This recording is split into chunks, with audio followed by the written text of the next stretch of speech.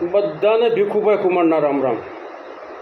અત્યારના સમય અનુસાર તમે જુઓ ને તો મંદિરની બહાર ભિખારી ભીખ માંગતા હોય અને મંદિરની અંદર શ્રીમતો ભીખ માંગતા હોય, આવી પોઝિશન છે અત્યારે. અને હરેકને હું જોતું છે કંઈ ખબર પડતી નથી, કોઈને સંતોષ નથી. તમામને આંધળી દોટ છે, ક્યાં પૂગવું છે, કોનું લક્ષ્ય શું છે, હું કામ કોઈ તે ભેગું કરે છે, પોતાનું કાંઈ લક્ષ્ય નથી. ગમે માણસને મેં તો 2 4 ને 5 ને ઘણાને પૂછું કે ભાઈ તમારે જીવન જીવવાનો લક્ષ્ય શું, તમારે જીવન ક્યારે તમારું સફળ થયું ગણાય, તો કોઈ જવાબ નહીં. કેટલી સંપત્તિ ભેગી થાય તમને સંતોષ થાય, તો એનો કોઈ જવાબ નહીં. શું કરવું છે એ કોઈને ખબર જ નથી, એમ કહી તો હાલે. નકર ઈશ્વર છે, એ ઈશ્વરની હાર્યા ઈશ્વરને કોઈ પ્રત્યે રેત રાગ છે જ નહીં. તમામ એના સંતાનો છે, એને તો તમામ સુખી થાય એમાં જ એને રસ હોય. ઈશ્વરને કોઈને દુઃખી કરવામાં બિલકુલ રસ નથી. પણ હરેક માણસ પોતે પોતાનો ભાગ્ય વિધાતા છે, પોતાના ભાગ્ય પોતાએ જ લખવાના હોય છે. ઈશ્વર કોઈનું ખરાબ કરતો જ નથી, એને તમારે એને કાંઈ વેરઝેર નથી કે બીજા કોઈ એના હારા નથી. પણ તમારા કર્મ છે એ કોઈ દિવસ સરનામું ચૂકતા જ નથી.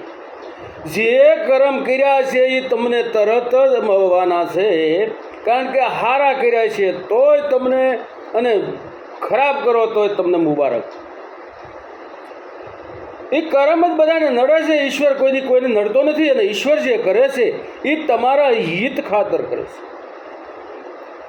એની પાછળ એનું ગણિત કંઈક જુદું છે, માણસનું ગણિત જુદું છે. માણસને તરત જોતું છે, અને ઈશ્વર જે આપે એ તમારા હારા હાટું નહીં, એટલે તમને સારું લાગે એટલે નહીં, પણ તમારા હારા હાટું આપે છે. પછી સુખ હોય દુઃખ હોય કોઈ પણ પ્રકાર હોય, પણ તમારા હિતકારી હોય છે. એવું મારા જાત અનુભવથી કહું છું કે મને આજે 22 વર્ષ થયા એક્સિડન્ટ થયે, અને મને અનેક ફેરો અનુભવ થાય છે કે ઈશ્વરે જે આ કર્યું એ મારા માટે અતિ હિતકારી છે. એવું જ બધા માટે હોય છે, તમામને માટે એવું જ હોય છે. એક દ્રષ્ટાંત છે કે એક સારણ, અને એ સારણને એક ભેંસ, પણ અતિ હારી ભેંસ, સારણનો દીકરો, અને હારી એવી ભેંસ, અને પોતે એના દૂધાણામાંથી પોતાનું જીવન નિર્વાહ કરે છે. અને એની માઇલપા એ ખાડુની માઇલપા ભેહુંનું જૂથ હોય એને ખાડું કહેવાય, અને ગાયોનું ઝુંડ હોય એને ધણ કહેવાય. એટલે ખાડુની માઇલપા સરવા જાય છે, આખા ગામનું ખાડું જાય ને ભેગી આ ભેંસ સરવા જાય છે. અને એની માઇલપા એક દિવસ બે ભેહું બાજ્યું, અને એક ભેંના પગમાં આ સારણની ભેંના શિંગડામાં આ સારણની ભેંનો પગ આવી ગયો, અને પગ ભાંગી ગયો. ગોપાલ આવીને સમાચાર દીધા કે શક્તિદાનભાઈ તમારી બહેનો પગ ભાંગી ગયો. અને ત્યાં તો ઈશ્વરને મળ્યો ઠપકો દેવા, સારણનો દીકરો ઈશ્વરને મળ્યો ઠપકો દેવા, હે ઈશ્વર, આ તે મારી જ બહેને ગોતી, આખા ગામની બહેનું હતી એની માઇલપા કોઈને નહીં, અને મારી બહેનો જ તે પગ ભાંગી નાખ્યો, તે મારી આજીવિકા હમું ન જોયું. અને ખૂબ જ ઠપકો દે છે. અને ગામના ખેડૂતનું ગાડું લઈ જઈ અને બહેને જ્યાં સરિયાણમાં હતી ત્યાંથી લઈ આવી, ઘેરે લાવી પાટાપીંડી કરી. અને એની માઇલપા બીજે દિવસે જ એ વખત એવો હતો કે વિધર્મીઓ આવી અને ધણ વાવી જતા, ખાડું વાવી જતા, ગામ લૂંટતા, એ સમય હતો. એમાં આ ગામનું ખાડું હાંકીને લઈ ગયા, અને ખબર પડી.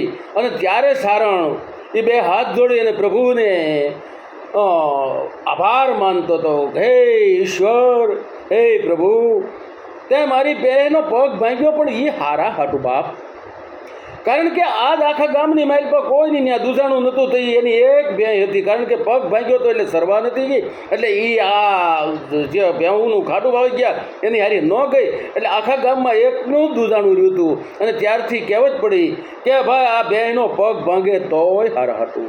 ઈશ્વર કોઈનું ખરાબ નથી કરતો, પણ ઉતાવળ આપણે હોય. એવી જ એક વાત, એક મહારાજા પ્રજાવસ્તુ મહારાજ છે, કેમ પ્રજા સુખી થાય એવા જ વિચાર છે. પોતે કાયમ માટે પોતાની પ્રજા કેમ સુખી થાય, ખેડૂતો લોકોને કેમ વધુ ઉત્પાદન આવે, એને કેમ રંજાડ ઓછી થાય, આવો વિચાર મહારાજ. પણ રાજાને જેને સત્તા ભોગવવી હોય ને એને લશ્કર રાખવું પડે, એને સૈન્ય રાખવું પડે. ક્યારે લડાઈ થાય કઈ ન કાંઈ, પોતાએ ન કરવી હોય તો બીજા રાજ્ય ચડી આવે, બીજા રાજા ચડી આવે. જો તમે નિર્બળ હો તો, કારણ કે બીજા રાજ્યને ખબર પડે કે આ નિર્બળ છે એટલે એની ઉપર હુમલો તો કરે જ. નિર્બળતા નહીં હોવી જોઈએ. એટલે રાજાને બીજા રાજા ન ચડી આવે એટલે એને લશ્કર તો રાખવું પડે. આપણે જ આ લોકશાહી આવ્યા પછી ઘણાએ એવું ધાર્યું આપણે લડાઈ કરવી નથી, આ છે તે છે, લશ્કર વિખેરી નાખવું છે. અને ત્યારે આ ચાર લડાઈ કરવા, એક નાનું એવું સપ્તીમાં જોવાઈ જાય એવું જો પાકિસ્તાન 3 ફેરું ચડી આવ્યું હોય તો એનું કારણ એ હતું કે આપણે લશ્કર હમી કોઈ દિવસ મીટ નથી. એટલી માથે ચડાઈ થઈ. એમ આ મહારાજા વિચાર કરે છે કે મારી ઉપર કોઈ ચડાઈ કરીને, મારે કોઈને ચડાઈ કરવી નથી, પણ મારી ઉપર ચડાઈ કરીને આવે એ બીજી ફેરું ચડાઈ કરીને આવે એવો રહેવા નથી દેવાનો. એટલે એણે જાહેરાત કરી કે રાજ્યના તમામ હથિયારોનો કોન્ટ્રાક્ટ દેવાનો હોય તો જે કોઈ સારું હથિયાર બનાવશે એને આખા રાજ્યનો કોન્ટ્રાક્ટ દેવામાં આવશે. એટલે હથિયારો બનાવી અને લુહાર લોકો, જે કારીગર લોકો એ હથિયારો લાવે છે, એની મારી પાસે એક લુહાર તરવાર લઈને આવ્યો, પણ એવી ભગવતી ભવાની તરવાર બનાવેલી કે મહારાજ આમ કરીને આમ આંગળીથી એની ધાર તપાસવા જાય અને એમાં કોણ જાણે કેમ થોડીક જોરથી ઝટકો લાગી ગયો અને મહારાજની આંગળી કપાઈ ગઈ. કારણ કે આવી તેજદાર તરવાર હતી અને ટેરવું કપાઈ ગયું, આંગળી અડધી કપાઈ ગઈ અને લોહીની ધાર થઈ. બધા ચારેકોરથી દોડી માણસો આવી ગયા કે મહારાજાની આંગળી કપાઈ ગઈ, કોઈ વેદને બોલાવો, કોઈ પાટાપીંડા લઈ આવો. અને એનો જે અંગરક્ષક ખાસ, મહારાજનો જે ખાસ અંગરક્ષક કે જે પોતાના પ્રાણ કરતાં મહારાજાના પ્રાણ એને વધુ વાલા હતા, એવો અંગરક્ષક. પણ એને એક ડોંટ હતી. અરે ઘણા માણસને ડોંટ હોય, કોઈ કે તારો મત શું કહે છે, કોઈ કે વાત સમજાય છે, કોઈ કે વાત સમજાણી. હવે આવા ઘણા ડોંટ્યું હોય. એટલે એ આને એક ડોંટ છે કે ઈશ્વર જે કરે એ હારા હાટું કરે. અને આ બધું આંગળી કપાણી મહારાજની, અને આણે તો એના સ્વભાવ મુજબ કીધું કે ઈશ્વર જે કરે એ હારા હાટું કરે. અને જે મોટા માણસના માનીતા હોય એના વિરોધીઓ હોય. એટલે આ જે બીજા ખજુરિયા જે હતા એને તરત લાગ મળી ગયો. મહારાજને કે જોવો તો ખરા, આ તમે જેને માનીતો માનો છો એ તો એમ કહે છે કે સારું છું. મહારાજ તમારી આંગળી કપાઈ ગઈ અને આ સારું છું કહે છે. અને આ તો મહારાજા છે, એને ક્રોધ આવ્યો અને ક્રોધની માઇલ પર આદેશ આપી દીધો કે જાઓ મારા દેશ નિકાલ કરું છું, મારા રાજની માઇલ પરથી વ્યા દો. ગમે એવો ડાયો માણસ હોય, પણ આ જે સાધુ મહાત્મા સંતો મહંતો પુરુષો મહાપુરુષો એક વાત કહે છે કે ક્રોધની માઇલ પર કોઈ દી નિર્ણય ન લેવો, અને વધુ પડતો હેતુ ઉભરાઈ જાય તો એ કોઈને વસન ન આપવું. લાગણીના આવેશમાં વસન ન આપી દેવું અને ક્રોધાવેશમાં કોઈ દી નિર્ણય ન લેવો. આ બે પછતાવાના જ છે. કારણ કે આની પાછળ પછી પછતાવાનો જ વારો આવે, કારણ કે વગર વિચારો નિર્ણય છે. એમાં એને નિર્ણય આપી દીધો, આ નીકળી ગયો. પોતે મહારાજને અતિ વાલો હતો અને પોતાને મહારાજાથી વાલા હતા હોવા છતાં પોતે નીકળી ગયો, કારણ કે મહારાજની સામે ન બોલાય. પોતે વિયો ગયો, બીજા રાજ્યની માલપાના સંબંધીની ન્યાસે ગયો. આ બધું મહારાજને આંગળી તો રૂજાઈ ગઈ. થોડો ટાઈમ થયો, શિકાર કરવા જવું છે. હવે તો બીજા અંગરક્ષકો રાખ્યા છે, જે અંગરક્ષકોને રાજા પ્રત્યે કાંઈ લાગણી નથી, એને પ્રત્યે કાંઈ માન નથી. આ તો નોકરી કરવા માટે કરે છે, આ તો પોતાના ધંધા અર્થે એમ ધંધો સમજે છે. બાકી એને મહારાજ પ્રત્યે જે લગાવ હોવો જોઈએ એ નથી. અને શિકાર કરવા ગયા, જંગલની માલપા શિકાર કરવા ગયા. શિકાર કરવાનું ગયા એની માલપા મહારાજે એક હરણની પાસે ઘોડો દોડાવ્યો અને પોતે ભૂલા આગળ નીકળી ગયા. અને જે અંગરક્ષકો હતા એને કોઈ એટલી બધી મહારાજા પ્રત્યે હતું નહીં, એવડા લોકો ઊભા રહ્યા, અંદર ગયા નહીં. અને મહારાજ જંગલની માલપા હરણની પાછળ કેટલું નીકળી ગયા ખબર ન રહી અને ભૂલા પડી ગયા. ભૂલા પડી અને આગળ આડાવા જાય છે. અને એ જ બરોબર મધ્ય જંગલની માલપા ભીલ લોકો રહે છે.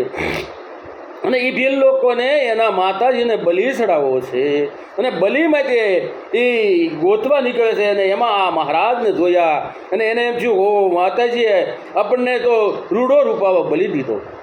કારણ કે મહારાજા હોય તોય શું છે, આ ભીલ લોકો પાસે એનું શું હાલે? ભીલ લોકોને હું રાજા અને હું પ્રજા, એને બધું એને પકડી લીધો કે આવો રૂડો રૂપાવો માતાજીએ બલિ આપણને આપ્યો છે, તો આ માતાજીને આપણે બલિ ચડાવી દઈએ. લઈ ગયા છે, કપડાં બપડા કાઢ્યા, સિંદૂરનો ચાંદલો કર્યો અને માતાજીની મોર ઊભો રાખ્યા નગ્ન અવસ્થામાં. અને ભૂવો જે છે એ ભૂવો પોતાની તરવાર લઈ અને બલિ ચડાવવા માટે આવ્યો. અને આવી અને છેલ્લે નજર કરે છે, આખું શરીર તપાસે છે અને એની માલપા આંગળી કપાણેલી જોઈ અને એમ થયું કે આ તો ખંડિત છે, ખંડિત બલિ ન હાલે, અને કાઢી મૂકો. અને કાઢી મૂક્યા. મહારાજે જેમ તેમ કપડાં તો પહેર્યા, પણ એ તો પછી જેમ કાન વાઢ્યું કૂતરું જાય એમ મહારાજ ભાગ્યા અને પોતાના રાજ જેમ તેમ કરીને પોતાના રાજ્યમાં આવ્યા. રાજમાં આવી અને સિંહાસન ઉપર બેસી અને પહેલું કાર્ય કર્યું કે ગમે ત્યાંથી જે મારો પ્રથમ અંગરક્ષક છે એને જ્યાં હોય ત્યાંથી બોલાવો. અને ગોતવા ગયા અને એના સંબંધીની ત્યાંથી મેળવ્યો અને કીધું કે મહારાજને પશ્ચાતાપ થાય છે, તમને તેડાવે છે, હાલો. અને હાસા માણસને કોઈથી ખોટું ન લાગે, ખોટાઓને જાજુ ખોટું લાગે, હાસાઓને ખોટું ન લાગે. ને આવ્યો છે, આવ્યો એટલે મહારાજાએ એક જ પ્રશ્ન સીધો કર્યો કે ભાઈ તું કહેતો હતો કે ઈશ્વર જે કરે છે એ હારા હાટું કરે છે, તો મારી આજે હું જંગલમાં ગયો અને મને ભીલ લોકોએ પકડી લીધો, બલિ ચડાવી દે, પણ મારી આંગળી કપાણેલી હતી એટલે ખંડિત જાણીને મને કાઢી મૂક્યો. તો ઈશ્વરે મારી આંગળી કાપી, એ હારા હાટું કાપી. પણ હવે મને એક તું જવાબ દે કે મેં તને અહીંથી કાઢી મૂક્યો એમાં તારું હું સારું છું, તારું હું ઈશ્વરે સારું કર્યું? કે મહારાજ એ આંખીની માલપા શું છે, બે હાથ જોડ્યા છે અને મહારાજને કહે છે, મહારાજ આ તો બહુ સમજવા જેવી વાત છે અને બહુ હાસી વાત છે કે આજ જો તમે મને ન કાઢી મૂક્યો હોત તો હું તમારી હારે હોત, અને હારે હોત અને તમે જેમ શિકારની પાછળ પીડ્યા અને તમે ભૂલા પીડ્યા તો હું એકલા તમને મૂકત નહીં. આ લોકોની જેમ મૂકી ન દે, હું તમારી હારે જ હોત અને હારે હોત અને આપણે બેય પકડાઈ જાત અને બેય પકડાઈ જાત અને તમે ખંડિત હોવાના હિસાબે તમને કાઢી મૂકત અને મને બલિ ચડાવી દેત. માટે જે કાંઈ ઈશ્વર કરે છે એ હારા હાટું જ કરે છે. પછી કોઈની હાર થાય, જીત થાય, કોઈ લડાઈમાં કાંઈ એક્સિડન્ટ થાય, કોઈ પણ કાર્ય થાય, એની પાછળ મારા વાલા તમામને વિનંતી છે કે વિચાર કરજો અને વિચાર કરજો. અને એ હજી કહું છું, વિચાર કરજો કે તમારું જ્યારે જ્યારે અહિત થયું તમને લાગે અને પાછળથી એનું જો ફળ જો શુભ ફળ હોય તો જ મને યાદ કરજો. જય માતાજી.